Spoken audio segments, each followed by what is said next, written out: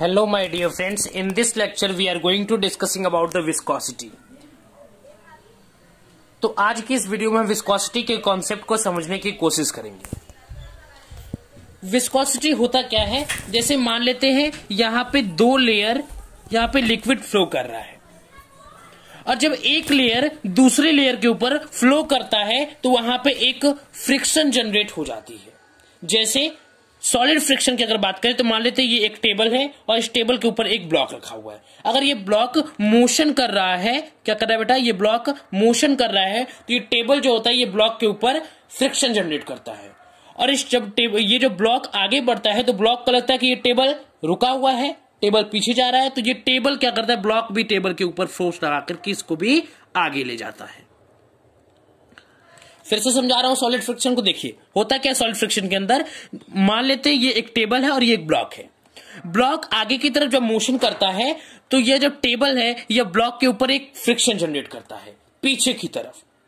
तो जब ये ब्लॉक आगे बढ़ता है तो ब्लॉक को लगता है कि टेबल रुका हुआ है, ये तो आगे आ ही नहीं रहा, तो पीछे छूटा जा रहा है, तो ब्लॉक जो है वो टेबल के ऊपर एक फ्रिक्शन फोर्स लगाता है। ठीक उसी प्रकार फ्लूइड के अंदर होता है।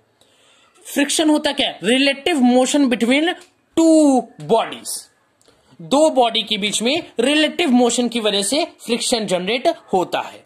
तो relative motion between two layers भी तो हो सकता है फ्लूइड के अंदर। तो उसी प्रकार दो फ्लूइड जो है उनके बीच में रिलेटिव मोशन को हम लोग बोलते हैं विस्कोसिटी।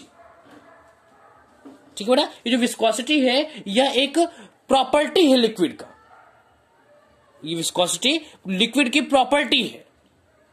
तो ये मान लेते ये फर्स्ट लेयर सेकेंड लेयर के ऊपर आगे की तरफ मोशन कर रहा है। जब ये फर्स्ट लेयर दूसरी लेयर के ऊपर आगे की तरफ मोशन करेगा तो ये दूसरी वाली लेयर को लगेगा कि ये तो आगे जा रहा है, तो ये इसके पीछे की तरफ एक फ्रिक्शन फोर्स लगाएगा। जब ये फर्स्ट वाला लेयर आगे बढ़ेगा तो इसको लगेगा कि सेकेंड लेयर तो पीछे जा रहा है, ये तो पीछे की तरफ जा रहा है, तो ये क्या करेगा, अपने साथ इसको भी खींचते ले चलेगा। तो इसी को हम बोलते हैं विस्कस फोर्स। क्या बोलते हैं बेटा, विस्कस फोर्स। तो विस्कस फोर्स मतलब friction among horizontal fluid layers. दो हॉरिजॉन्टल फ्लूइड लेयर्स के बीच में जो फ्रिक्शन जनरेट होता है उसी को हम विस्कोसिटी के नाम से जानते हैं। तो अगर आप बोलोगे कि सर ये दोनों लेयर साथ में भी तो जा सकते हैं, आपका कॉन्सेप्ट सही है, लेकिन इसको बताने के लिए मैं कुछ डायग्राम ड्रॉ कर रहा हूं जिसमें आप इजीली समझने की कोशिश करिएगा। लेकिन एक बात याद रखिएगा, हो क्या रहा है कि फर्स्ट लेयर सेकेंड लेयर के ऊपर स्लाइड कर रहा है और जब ये फर्स्ट लेयर आगे की तरफ स्लाइड करेगा तो सेकेंड लेयर जो है इसके ऊपर पीछे की तरफ एक फ्रिक्शन फोर्स लगाएगा। तो ये फर्स्ट लेयर को लगेगा कि सेकेंड वाला लेयर पीछे की तरफ छूट जा रहा है, तो इसकी तरफ ये आगे की तरफ फ्रिक्शन का फोर्स लगाकर इसको भी अपने साथ ले जाएगा। तो आपका क्वेश्चन ये है कि सर ये दोनों लेयर साथ में तो जा सकते हैं, तो देखिए इसके लिए आपको समझना होगा velocity gradient. Velocity gradient, velocity gradient क्या होता है बेटा, देखिए अगर हम लोग वेलोसिटी ग्रेडियंट की बात करें तो मान लेते हैं ये एक सरफेस है,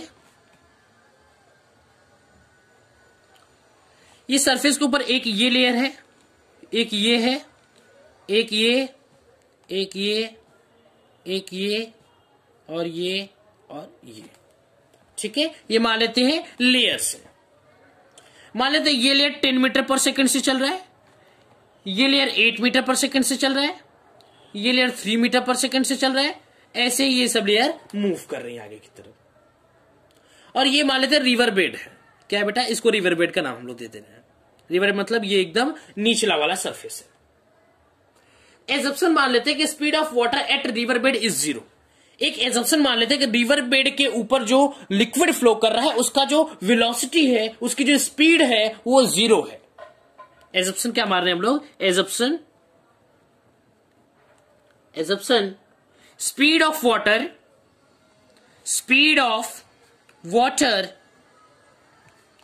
eight river bed equal to 0। तो वेलोसिटी ग्रेडियंट इक्वल टू क्या होता है बेटा, वेलोसिटी ग्रेडियंट इक्वल टू होता है बेटा change in velocity upon height. Change in velocity upon height. इसको हम लोग वेलोसिटी ग्रेडियंट को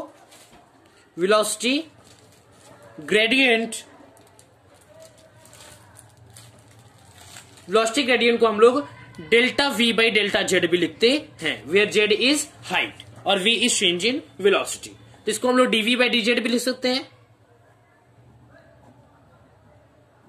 ठीक है, अब देखिए, अब इसको यहां पे ये हुआ velocity gradient dv by D Z.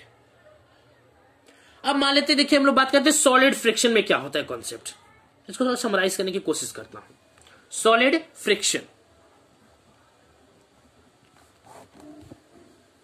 तो बेटा सॉलिड फ्रिक्शन होता है, तो अगर हम स्टैटिक और काइनेटिक दोनों की बात कर लेते हैं, स्टैटिक और काइनेटिक। स्टैटिक फ्रिक्शन का फॉर्मूला क्या होता है बेटा, F अप्लाइड फोर्स वेरिएबल। यहां पे जो फोर्स होता है वो अप्लाइड वेरिएबल फोर्स होता है। अप्लाइड जो फोर्स होता है वो वेरिएबल होता है। अप्लाइड फोर्स जो होता है वो क्या होता है बेटा, वेरिएबल होता है।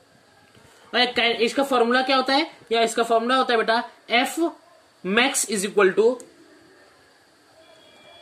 Mu S N. ठीक है, और इसका एफ के इज इक्वल टू क्या होता है, म्यू के एन।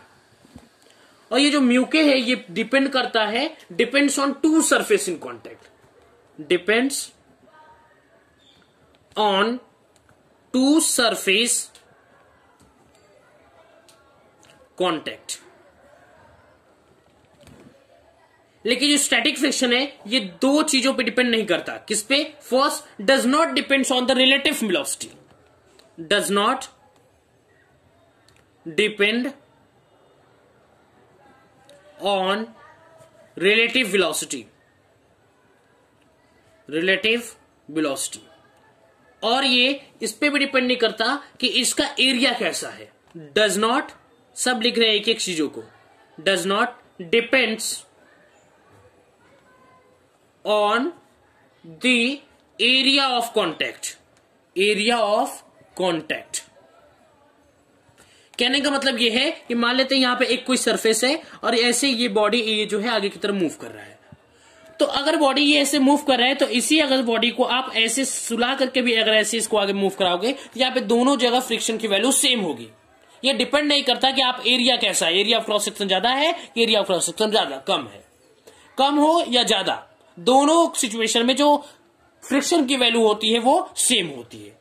एक और बात कि इसकी ये रिलेटिव मोशन में डिपेंड नहीं करता। मान लेते हैं 20 किलोमीटर पर सेकंड से मूव कर रहा है और ये 8 किलोमीटर पर सेकंड से मूव कर रहा है, तो डिपेंड नहीं करता कि ये 20 किलोमीटर या 1 किलोमीटर, इस पे इसके रिलेटिव मोशन की वजह से यहाँ पे कोई फ्रिक्शन की जो वैल्यू होती है वो डिपेंड नहीं करती। दोनों जगह जो फ्रिक्शन की वैल्यू होगी वो कांस्टेंट होगी।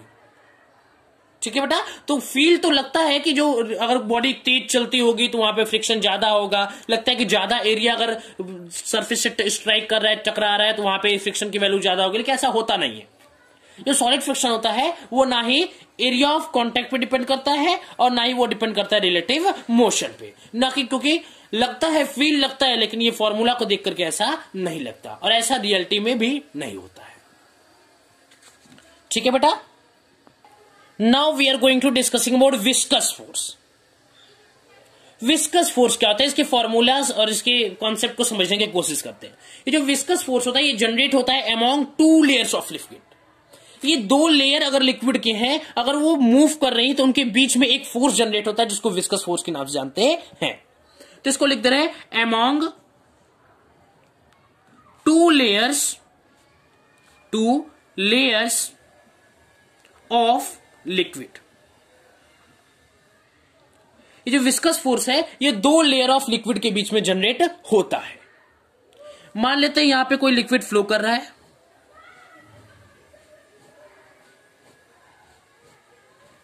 ठीक है, और यहां पे ये एक रिवर बेड है, ये मान लीजिए सरफेस है, ठीक है। तो मान लेते हैं यहां पे h हाइट पे, z हाइट पे, मान लेते हैं z हाइट पे इसकी जो लिक्विड की जो वेलोसिटी है वो v है। z हाइट पे मान लेते हैं लिक्विड की वेलोसिटी क्या है, v है। तो अगर हम लोग मान लेते हैं कि स्मॉल डिस्टेंस dz ऊपर जाते हैं हम लोग, तो यहां पे वेलोसिटी की वैल्यू क्या होती है, v प्लस dv हो जाती है। फिर से बता रहा हूं, ये एक सरफेस है और यहां पे लिक्विड फ्लो कर रहा है। मान लेते जेड हाइट पे लिक्विड की जो वेलोसिटी है वो v है, तो मान लेते स्मॉल डिस्टेंस dz अगर और ऊपर जाते हैं तो यहां पे जो वेलोसिटी की वैल्यू है v प्लस dv हो जाती है। तो वेलोसिटी ग्रेडियंट इक्वल टू क्या होता है जानते हैं हम लोग, वेलोसिटी ग्रेडियंट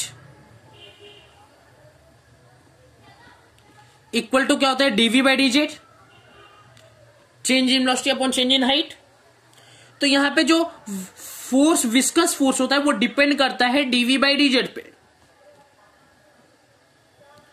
मतलब कि जो विस्कस फोर्स है वो एरिया ऑफ कांटेक्ट पे भी डिपेंड करता है। पहली बात, viscous force depends on the area of contact and it's also depend upon the relative motion between two layers। दो लेयर्स के बीच में कैसा रिलेटिव मोशन हो रहा है इस पे भी ये डिपेंड करता है। तो viscous force also depends upon the relative motion between two layers। तो इसको हम ये बोल सकते हैं कि fluid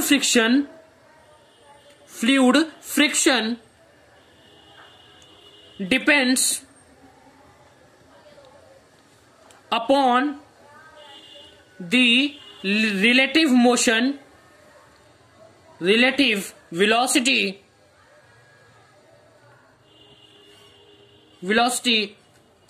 and area contact between layers, area contact between layers। दोनों लेयर्स के बीच में कितना एरिया ऑफ कांटेक्ट है और दोनों लेयर के बीच में रिलेटिव मोशन कितना है, इन दोनों बात पे ये विस्कस फोर्स की वैल्यू डिपेंड करती है। तो ये जो फाइनली विस्कस फोर्स का फॉर्मूला आता है वो होता है F V is equal to minus eta A DV by DZ. ये ईटा जो है ये एक कांस्टेंट वैल्यू है, ये प्रोपोर्शनलिटी हटाने के बाद ईटा की वैल्यू आई है। तो ये होता है विस्कस फोर्स का फॉर्मूला। आप पूछेंगे कि ईटा क्या होता है, तो ईटा के बारे में भी सुन लीजिए। ईटा होता है कोफिशिएंट ऑफ विस्कोसिटी, इसको बोलते हैं, क्या बोलते हैं, कोफिशिएंट ऑफ विस्कोसिटी। एक और चीज बात सुन लीजिए ईटा के बारे में, डिपेंड्स ऑन लिक्विड। ये लिक्विड के ऊपर, हर एक लिक्विड के लिए अलग अलग इसकी वैल्यू होती है। डिपेंड्स अपॉन लिक्विड, ये ऑयल के लिए अलग होगा, ठीक है, डिफरेंट टाइप के मटेरियल के लिक्विड के लिए अलग अलग इसकी वैल्यू होती है। डिपेंड्स ऑन टेम्परेचर, ये टेम्परेचर पे डिपेंड करता है। Depends upon temperature. अगर टेम्परेचर की वैल्यू ज्यादा होगी तो ईटा की जो वैल्यू होती है वो कम होती है। अगर इस एसआई यूनिट की हम लोग बात करें, इसका फॉर्मूले के एसआई यूनिट की, तो इसका एसआई यूनिट होता है newton second by metre square. और सीजीएस यूनिट की बात कर लीजिए हम लोग, तो इसका सीजीएस यूनिट होता है बेटा डाइन सेकेंड पर सेंटीमीटर स्क्वायर। यह एक पॉइजन के बराबर भी होता है, ये एक पॉइज के बराबर होता है। अगर एक पॉइज की वैल्यू की बात कर ले हम लोग, यहां पे मान लीजिए बात है ईटा इक्वल टू 1 पॉइज होता है, तो 1 पॉइज इक्वल टू 10 टू का पावर -1 होता है newton second by metre square. और if we are talking about the dimensions of, तो डायमेंशंस की वैल्यू होती है डायमेंशन की वैल्यू होती है m के पावर n, l के पावर -1, t के पावर -1। आप इसको कैलकुलेट कर सकते हैं। तो फिर से एक बार समराइज करने की कोशिश करता हूं, ये विस्कोसिटी क्या होता है। दो लेयर्स के बीच में एक विस्कस फोर्स कैसे जनरेट होता है। अगर हम लोग सॉलिड फ्रिक्शन की बात करें, तो फिर से बता रहा हूं कि एक मान लेते हैं टेबल है, इसके ऊपर एक ब्लॉक रखा हुआ है। अगर ये ब्लॉक मोशन कर रहा है तो ये टेबल ब्लॉक के ऊपर एक पीछे की डायरेक्शन में फ्रिक्शन फोर्स लगाता है। तो ये ब्लॉक जब आगे बढ़ता है तो ब्लॉक को लगता है कि ब्लॉक, ये जो टेबल है ये पीछे जा रहा है, तो ये टेबल को भी अपनी तरफ सामने अपने आगे खींचते ले जाता है। तो हो क्या रहा है, इन दोनों बॉडी के बीच में एक फोर्स लग रही है जिसको हम लोग फ्रिक्शन फोर्स बोलते हैं। ठीक इसी प्रकार ये फ्रिक्शन फोर्स दो लेयर्स के बीच में भी लगता है। तो मान लेते ये दो लेयर है, ये लेयर आगे की तरफ मोशन कर रहा है, तो ये इस वाले लेयर को लेगा कि ये आगे जा रहा है तो इसको पीछे की तरफ अपनी तरफ फोर्स लगाएगा। लेकिन अगर ये लेयर आगे जा रहा है तो इस लेयर को लगेगा कि ये लेयर पीछे की तरफ छूटा जा रहा है, तो ये इसको भी अपने साथ आगे की तरफ एक फोर्स लगा करके आगे ले जाएगा। तो अगर इसको और अच्छे समझना है तो वेलोसिटी ग्रेडियंट को, कॉन्सेप्ट को मैंने बताया कि मान लेते हैं, एजम्पशन कर लेते हैं कि speed of water at river bed मतलब एकदम बेस पे जो स्पीड ऑफ वाटर है, फ्लूइड है, वो क्या है, 0 है। तो velocity gradient change in velocity upon height होता है, delta we by delta Z. तो अगर हम लोग सॉलिड फ्रिक्शन की मैंने बात की तो वह स्टैटिक और काइनेटिक फ्रिक्शन, तो F K equal to mu K N और F S equal to mu S N, ठीक है। और ये जो फोर्स दोनों फोर्स होती हैं ये ना ही डिपेंड करती है रिलेटिव वेलोसिटी पे, ना ही डिपेंड करती है एरिया ऑफ क्रॉस सेक्शन पे। अगर आप बॉडी को इतना ज्यादा एरिया ऑफ क्रॉस सेक्शन में मूव कराओगे तब भी फ्रिक्शन की वैल्यू सेम रहेगी, अगर इसका एरिया क्रॉस सेक्शन से लेटा करके बढ़ा दोगे तब भी उसकी वेलोसिटी जो फ्रिक्शन की वैल्यू होगी वो सेम होगी। अगर ये बॉडी 20 किलोमीटर पर सेकंड से मूव कर रही है तब भी वहां भी फ्रिक्शन की वैल्यू सेम होगी, और वो 8 किलोमीटर पर सेकंड से मूव करेगी तब भी वो वहां पे फ्रिक्शन की वैल्यू सेम होगी। तो इसका मतलब ये है कि friction does not depends upon the relative motion between the two bodies and does not depends upon the area of contact, but in solid friction, not a fluid. और अगर हम लोग बात करें विस्कस फोर्स का, तो विस्कस फोर्स क्या होता है, among the two layers of liquid. ये फोर्स दो लिक्विड के लेयर्स के बीच में एक्ट होता है। जो विस्कस फोर्स होता है it's among the two layers of the liquid. मान लेते हैं ये लिक्विड है जो कि फ्लो कर रहा है, यहां पे एक रिवर बेड है, यहां पे एक बेस पॉइंट है, इसकी एच हाइट पे मान लेते हैं इसकी वेलोसिटी की वैल्यू v है, और डी जेड ऊपर हम लोग जाते हैं तो यहां पे जो वेलोसिटी की वैल्यू मान लेते हैं v प्लस dv है। तो वेलोसिटी ग्रेडियंट का हम लोग को फॉर्मूला पता है, dv बाई डी जेड। तो ये जो विस्कस फोर्स है डिपेंड करता है वेलोसिटी ग्रेडियंट पे, dv बाई डी जेड पे, क्योंकि यहां पे जो जेड हाइट पे इसकी वेलोसिटी थी वो डी जेड ऊपर जाने के बाद वेलोसिटी चेंज हो गई। इसका मतलब ये जो विस्कस फोर्स है ये dv बाई डी जेड पे डिपेंड करता है, और ये viscous force area of cross section पे भी डिपेंड करता है। तो विस्कस